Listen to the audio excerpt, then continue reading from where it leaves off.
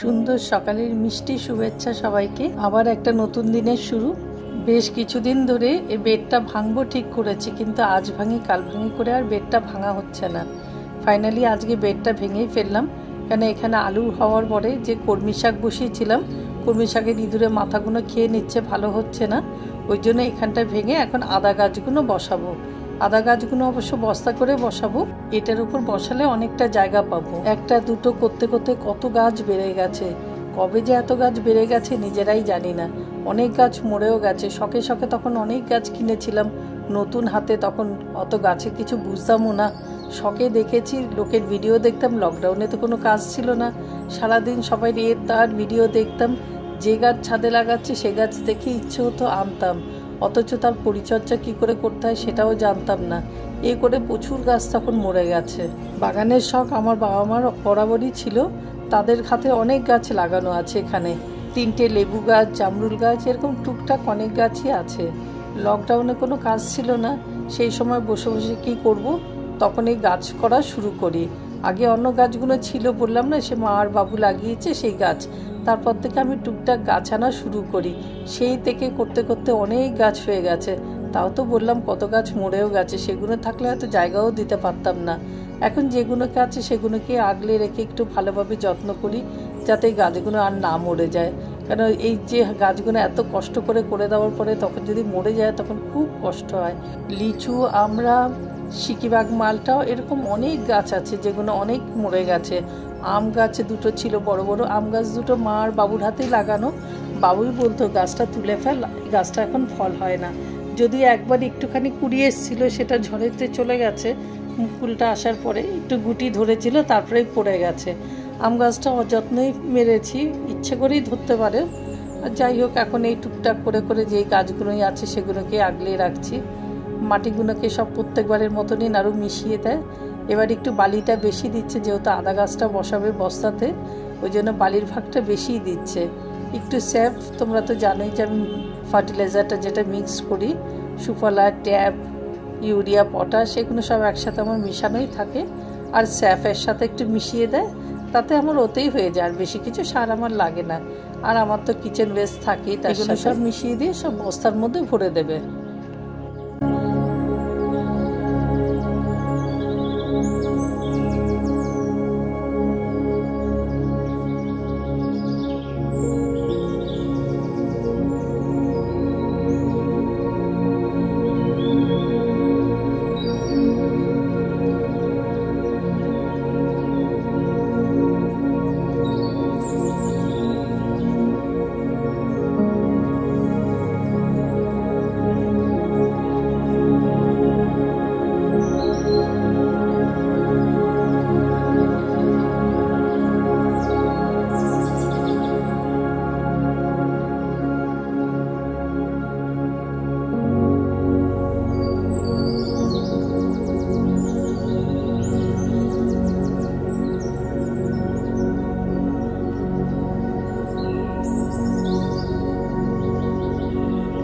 আজকে সব টমেটো গাছগুলো তুলে দেবো, কেননা মাটির অনেক শর্টেজ পড়ে গেছে।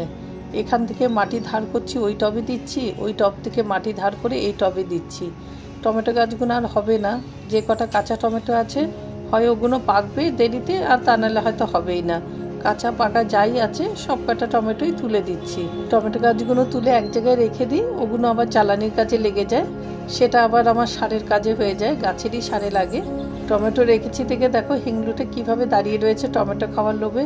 ভীষণ টক খোর, জানো তো, এত টক হ্যাংলা। মাটির অভাবে অনেক গাছ বসাতেও পাচ্ছি না, চারাগুলো বেরিয়েছে। সবজি গাছও বসানোর খুব ইচ্ছা, অনেক মাটি যখন ছিল তখন অনেক গাছ বসাইনি। মাটিগুলো কত বৃষ্টিতে ধুয়ে চলে গেছে। লোকে এত গাছ বসাচ্ছে, গোবর সার, মাটির এত শর্টেজ পড়ে গেছে। কিন্তু খুব ভালোও লাগে, সবাই ছাদ বাগান কিন্তু এরকম গাছেতে সুন্দর সেজে উঠেছে।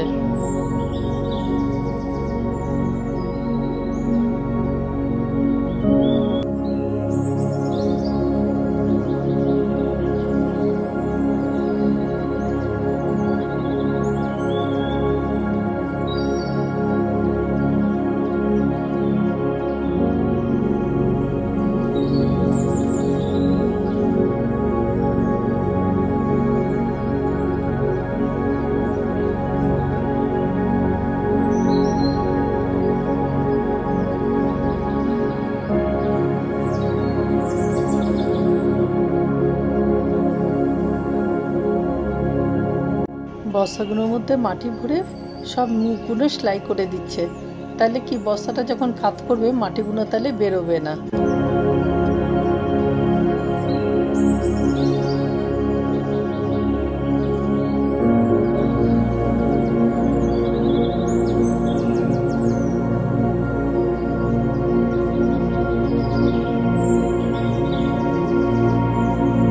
আমাদের সিম্বুকে দেখো নাইট ডিউটি দেওয়ার পরে এখানেই ঘুমিয়ে রয়েছে।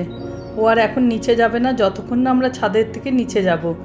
নিচে কিন্তু ওর বিছানা করা আছে, কিন্তু ও যাবে না, যেহেতু আমরা সবাই ছাদে, একা ঘরেও থাকবে না। রাত্রেবেলা কিন্তু যদি বলে একা তাহলে থাকছে। রাত্রেবেলা ফার্স্ট অফ অল যেহেতু সারাদিন ঘরে থাকার পরে রাতে থাকলেও লিওকে কামড়ায়, সেই কারণে আমরা দিয়েছি। তার মধ্যে হচ্ছে আমার গাছগুলো পাহারা দেবে ভামবিড়ালের হাত থেকে। আর তারপরে হচ্ছে লোকজন দেখতে ভীষণ ভালোবাসে। ও রাত্রেবেলা একে তাকে কুকুর এই দেখবে, আর রাত্রেবেলা আমরা শুনি একে ডাকবে ওকে ডাকবে।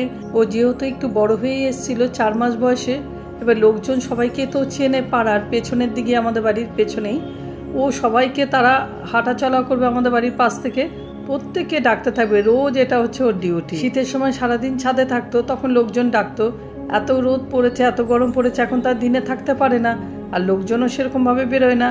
ওই জন্য রাত্রেবেলা সবাইকে দেখে, সন্ধ্যা থেকে ওই তখন ওদেরকে ডাকাডাকি শুরু করে।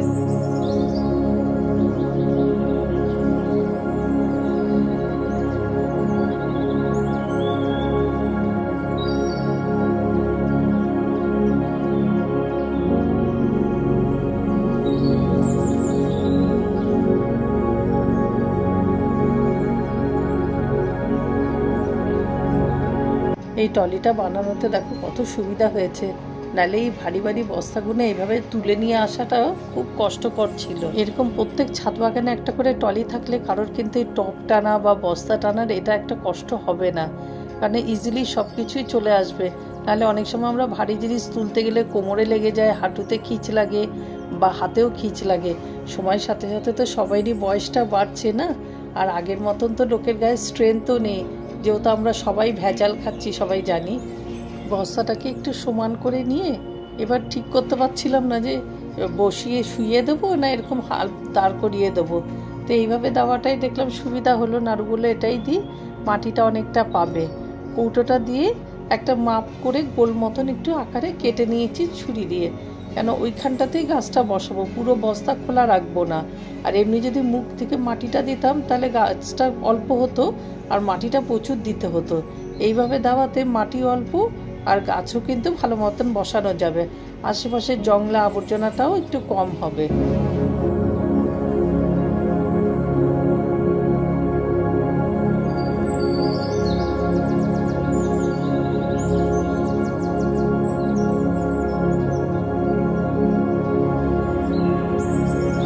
গাছগুলো তোলার সময় চারিদিকটা যদি একটু পিস পিস করে দেওয়া হয়, কেক যেরকম আমরা কাটি চারিদিকটা একটু কুপিয়ে কুপিয়ে নিয়ে, তাহলে কিন্তু ইজিলি গাছটা চলে আসে।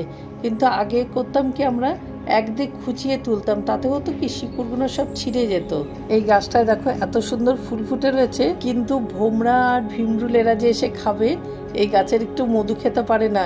এই গাছটার মধ্যে লিও সিম্বা এত টয়লেট করেছে, গাছটা যখন আমি তুলছি আমার 2 হাত টয়লেটে ভর্তি হয়ে গেছে। ছাদের কাজ শেষ, এবার রান্না বান্নার পালা। নাড়ু পুজো দিতে যাবে, আমি রান্নাটা করব। আর এইদিকে দেখো সিম্বা কিন্তু অকারণে দৌড়চ্ছে। ওখানে আমাদের ফাঁকা আওয়াজ দেবে লিও, হঠাৎ কিছু দেখবে না, বাউ বাউ করে এমন চিৎকার করবে। আর সিম্বাটা হচ্ছে বলদের মতন কাঁদতে কাঁদতে একবার এই ঘরে যাচ্ছে একবার ওই ঘরে যাচ্ছে। এই নিয়ে কম করে বোধহয় 7 থেকে 8 বার শুধু রাউন্ড দিল, তাও আবার কাঁদতে কাঁদতে, এমনি না কিন্তু। চলো ওরা ফাঁকা আওয়াজ দিক, আমি ভিডিওটা এখানেই শেষ করছি। আসছি ফিরে আরেকটা নতুন ব্লগ নিয়ে। সবাই ভালো থেকো, সুস্থ থেকো। Till then bye everybody. একটা শেয়ার করে দিও, কমেন্ট করে দিও প্লিজ, যারা নতুন তারা সাবস্ক্রাইব করে দিও।